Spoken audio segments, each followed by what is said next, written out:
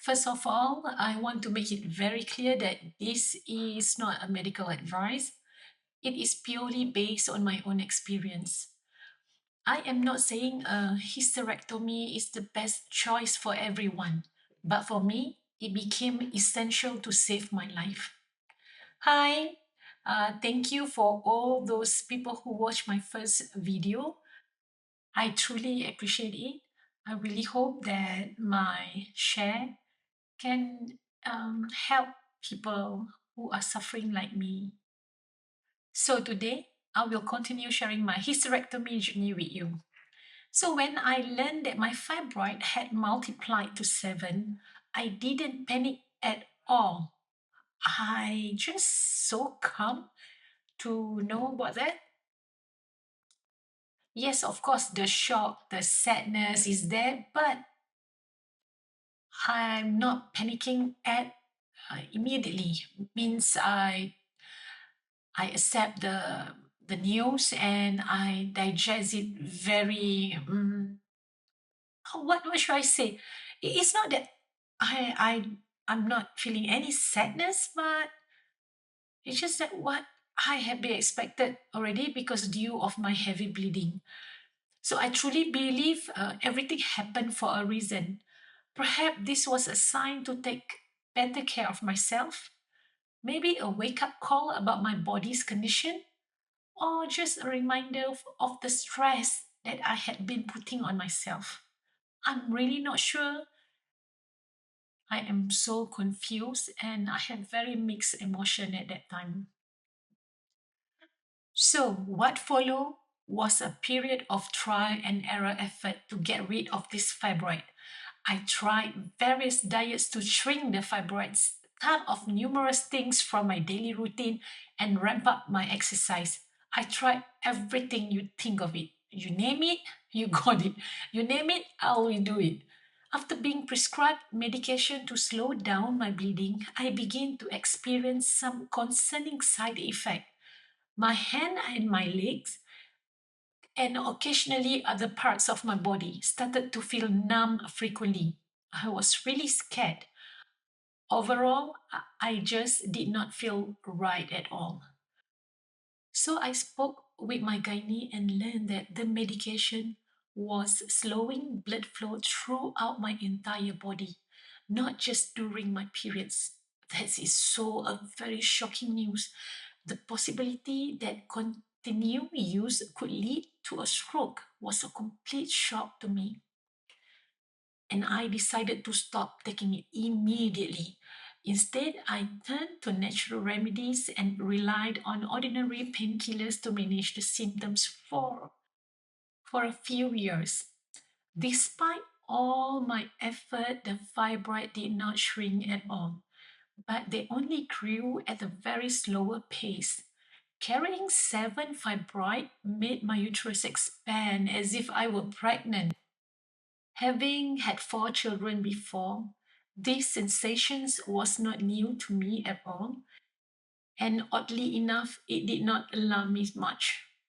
So I continue with my routine checkup with my gynae every 6 months. The bleeding, however, was another story. It was incredibly severe. Picture this. During the initial heavy flow, in the first few days, around 1 to 3 days in my case, it would come out in a very big gush and a lot of clots, big clots, leaving. Can you imagine? It's totally like a crime scene whenever I go inside the toilet. The blood was everywhere. It was very overwhelming and very distressing my body, my mental, everything. My menstrual cycle extended dramatically. Normally, I will get around 7 to 8 days. Now it expanded to 15 days and eventually to 21 days continuously. I would get only about 4 to 5 clean days in between. It's very tiring. I tried every possible remedy in hopes of reducing the fibroid, except for embolization, because at that time in the place that where I am living, there is no that type of facilities offered there. So every day I hope that maybe one day I will be able to try the embolization procedure. Yet I was still reluctant to consider hysterectomy. My gynae suggested that early menopause might naturally reduce the fibroid, but there was no guarantee. As my condition worsened, I found myself withdrawing from many social events. And sometimes I'll just attend just to show my face and then I go back. I make my excuse. My bag at that time was full of what? Extra panties, extra pads, painkiller, and um, funny things. I put many plastic bags inside my bag just to wrap up those wet panties. I found myself needing to change pads every 30 minutes, sometimes even more frequently, depending on the days that I go out. That's why I totally avoid of going outside. It's just me, go to office, come back and stay at home. It is difficult to fully describe what it was like because despite the severity, I kept believing in my strength to endure. I keep on telling myself, you can do this. Just a few more years before you get your menopause. That is my mantra throughout the years. It sounds almost unbelievable, right? How can I be in that situation and telling lies to myself? I fainted multiple times, vomiting a lot due to very severe bleeding. I was under close monitoring by both my gynae and my hematologist. They always took extra time when they see me, understanding that I was not mentally prepared for more drastic measure, which is hysterectomy.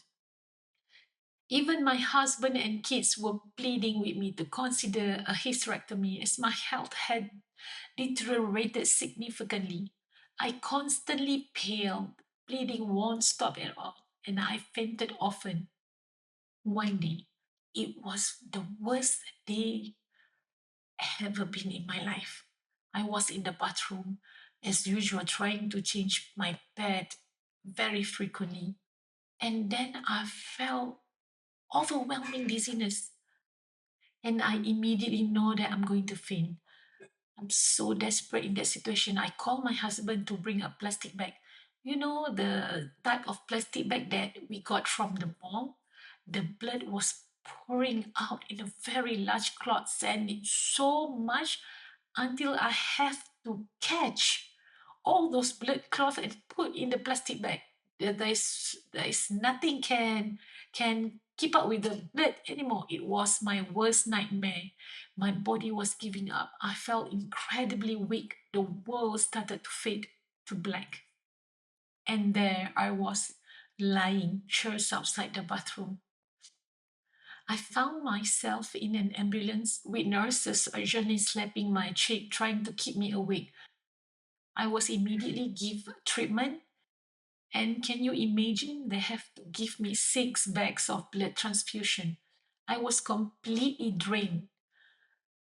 I think I was on my deathbed already. Due to my very critical state, surgery was not an option at all.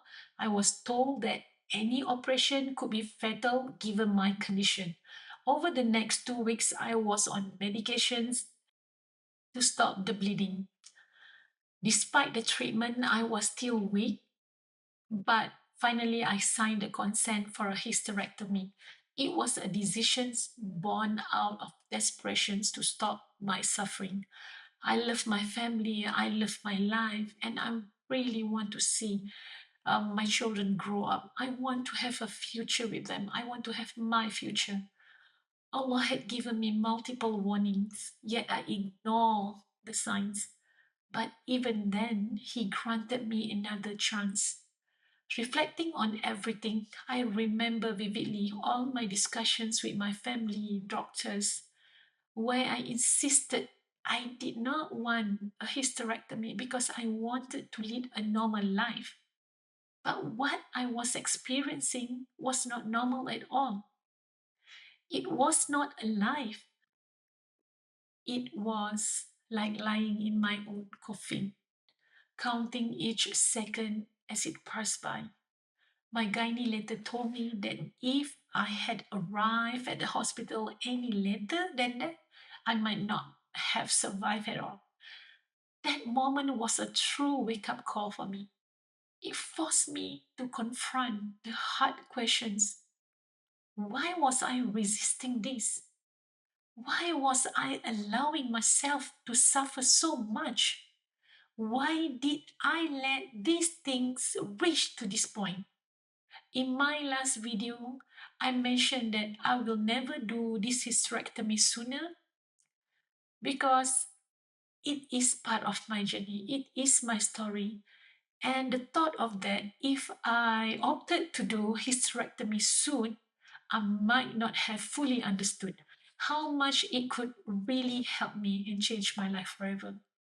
And perhaps I would have regretted the procedure itself. It's not just about avoiding regret, it's about appreciating the role each experience has played in my life. But now, after everything, I was really ready to let go of my best friend forever. I was more than ready. I was relieved. The surgery went extremely smooth and I was discharged the very next day. My fibroid weighed a hefty 2 kilograms. And you can see in the photo here that I show here, my uterus had expanded to 3 times its normal size, completely overrun by fibroid. Interestingly, perhaps because I'm used to carrying the weight of my pregnancy, I hardly felt uncomfortable carrying what I refer to as my newest baby. Sharing this story with friends and family left everyone in total shock. They could not believe I had endured so much, mostly in silence. The truth is, I have always struggled to discuss my health publicly because I seldom receive helpful advice from them. And I really don't like people to talk about my health because whatever we say is a do-on. So I want to keep it to myself, and I felt more productive and comfortable to discuss my conditions directly with my gynecologist because they are more expert and they can advise me appropriately. And of course, finding my peace, my conversation with my creator, Allah alone, my king, the only one who can really truly guide and help me in this struggle. Before the surgery, I braced myself mentally and physically, expecting that the recovery similar to my previous experience with cesarean and myomectomy. However, recovering from hysterectomy was on another level entirely beyond anything I could have imagined. I truly salute to all women who have went through this procedure and continue to push forward in their life. It feels like you are starting all over from the basic. In those early days, I could not even sit up. I had to perform my daily prayer lying in bed. Every day brought new challenges to me. Learning how to sit, learning how to walk. Step by step, I made progress, supported by an incredible love and care from my family. My husband was always there for me. After 5 cesarean, his passion and dedications in caring for me have been my most supporter. My son also stepped up, preparing delicious meals that help me feel a little bit better each day. Every small improvement filled me with happiness. Sleeping was another challenge. I could not lie on my side because it felt like my inside organ just not right. Almost like everything was hanging or out of place. So it was really hard to put into words, and probably only those who gone through hysterectomy will get what I mean. The feeling that all your organs are hanging is very hard to explain. And that's a very weird feeling of being empty inside because I can feel that something that I cherish all my life has gone. It's very tough to explain, but there is a permanent shift inside you. Then it was time to start work again. Oh boy, that was very tough, but at that point, I still could not sit for long. Maybe just for an hour or two. After that, you feel like everything was about to come out from bottom, which was really scary. Like something was trying to come out. My gynae had warned me about issues like cervical and uterine prolapse, so that it's really freaked me out. And again, I'm so blessed to be surrounded by very supportive people in my office. Every couple of hours, I will just take a very quick break just to lie down and help everything inside me a reset. I cannot describe the feeling, but it's so very, very weird. My coworkers will help me in opening the door for me, lifting all the things for me. I never lift anything heavier than 500 grams. I want to be on the safe side and my peace of mind. From there, healing was slowly but really steady progress. As for medical support, my gynae was just a text away. He is the best doctor among the best and helped me every single step of my recovery. The recovery was actually fantastic. At every checkup, I was right on track. I am not just talking about normal health. When I say fantastic recovery, I mean going from only being able to lie down to walk again. I believe that if you focus on the pain, it will consume you. But if you focus on the positivity, you will see improvement. I noticed a significant boost in my energy level after 60 months post hysterectomy. It was like suddenly I feel very energized. I still needed some time to relax now and then.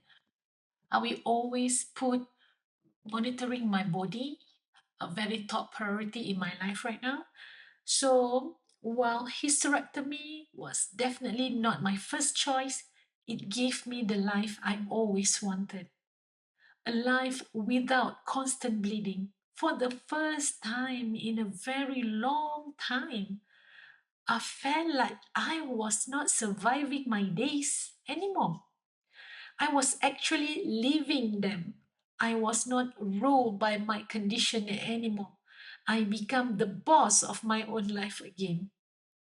That feeling of getting back my life was a complete freedom.